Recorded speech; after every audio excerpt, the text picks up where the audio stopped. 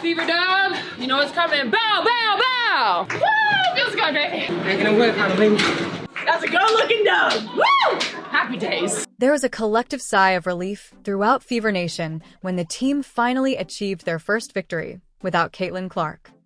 Today feels good, man. I never thought I would see the day. However, it wasn't simply the victory. The atmosphere was different. It moved at a different pace. Additionally, a last-minute signing gave us a surprising performance that has fans and pundits reconsidering the team's composition. Actually the player that the Fever have been needing? Although the Fever's performance wasn't flawless, it seemed like they were learning how to function without Caitlin. As odd as it may seem, this injury may actually be one of those things that completely alters your life. Because of what it revealed, not because it was nice. While I'm not planning a parade just yet, it's becoming more apparent by the game that Caitlin the Fever and even the league may be headed towards a very different outcome than if she had never strained that quad in the first place. Some of the biggest turnarounds in sports championship runs and dynasties began with a setback no one wanted. Let's examine what specifically changed, what people are saying about Aari McDonald the Fever's notable emergency sign, and what will happen next. But first, if you're happy that the Fever are back in the winning column, please like this video and subscribe for future updates about Caitlin Clark and the Fever. And Melbourne's three won't go, and the Indiana Fever earned their third win of the season. Fans of the Fever were, to put it mildly, worried following that devastating loss to the Sun Fever, so their victory over the Mystics was just what Fever Nation needed. I never thought it was going to happen.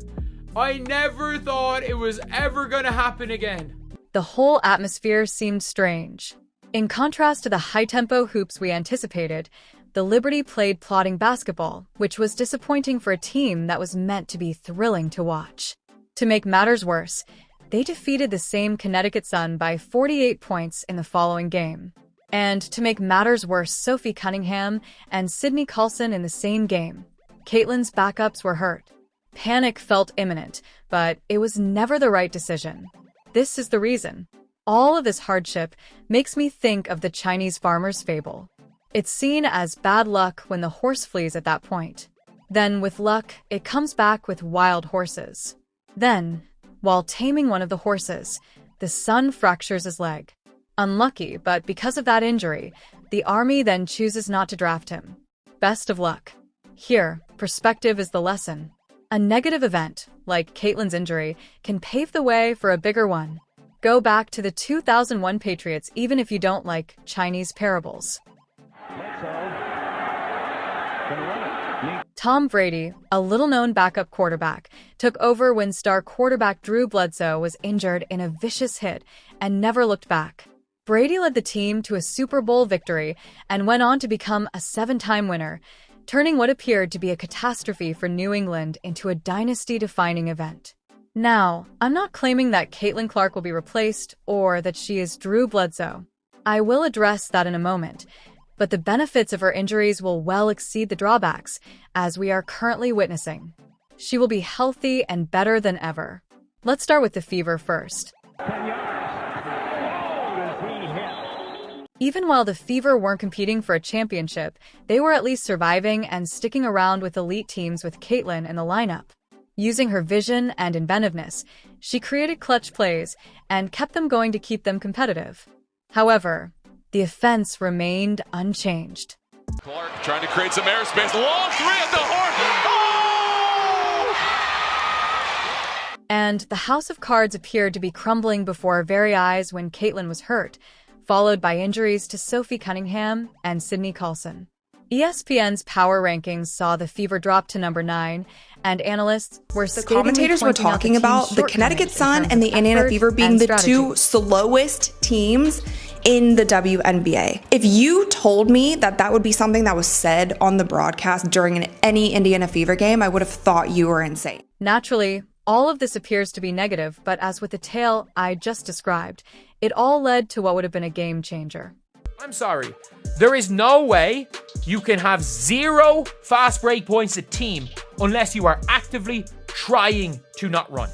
No one was taking Caitlin's place.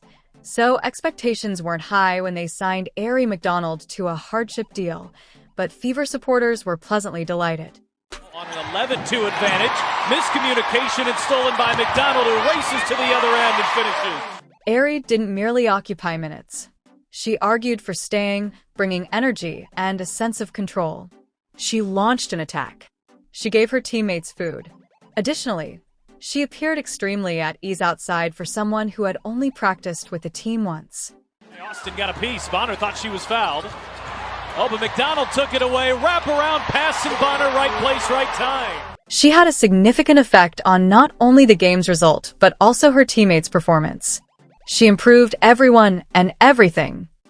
I am telling you, she had one day to practice with this team, and she walked out there. She came out off the bench. She got 7 points. She got 5 assists. She got 3 steals, count them, 3 steals, and this two-way player was impressive. And supporters and commentators saw right away that she might be the final component the Fever needed to contend for a championship.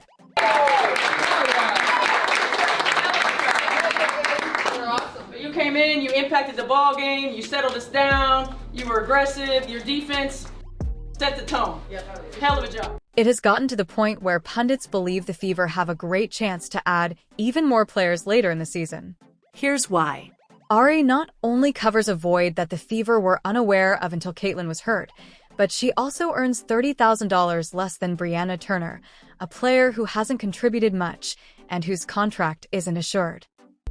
So the Fever need to do everything they can, everything humanly possible to keep Aerie McDonald. You could see as soon as she started, as soon as she comes on the floor, everything changes with this team. Everything changes. Their intensity changed. Every little thing changed with this team. In addition to adding much-needed tactical depth and securing a reliable backup guard, they will free up cap room for another player if they cut Bree Turner, who isn't playing any minutes. Returning to the story, we might not have seen Aerie if it weren't for Caitlin's injury and the ensuing Carlson and Cunningham injuries. The chance was brought about by the terrible luck, and it was a crucial fix for a struggling club.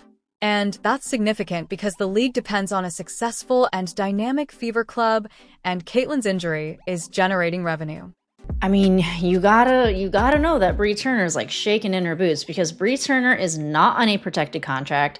Her contract is over $80K, so she would free up space. Aerie is signed for $51K because it's kind of like prorated for the rest of the season.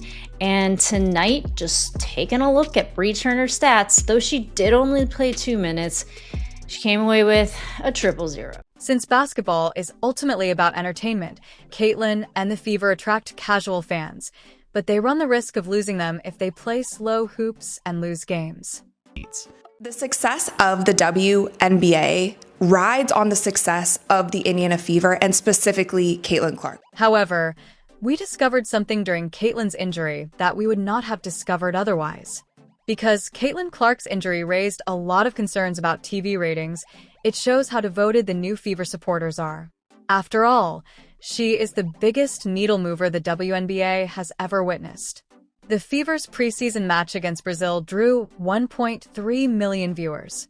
3.3 million people watched the Fever versus Liberty game.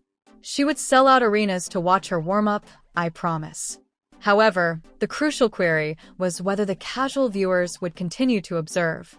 Well, we have our response. Fever's matchup on Friday versus the Connecticut Sun, 851,000 viewers, becoming the most viewed WNBA game on ION this season, despite Caitlin Clark's absence. The Caitlin Clark effect continues even when she's not on the court. Folks, this is a big deal. The Fever maintained a high audience even without Caitlin on the lineup.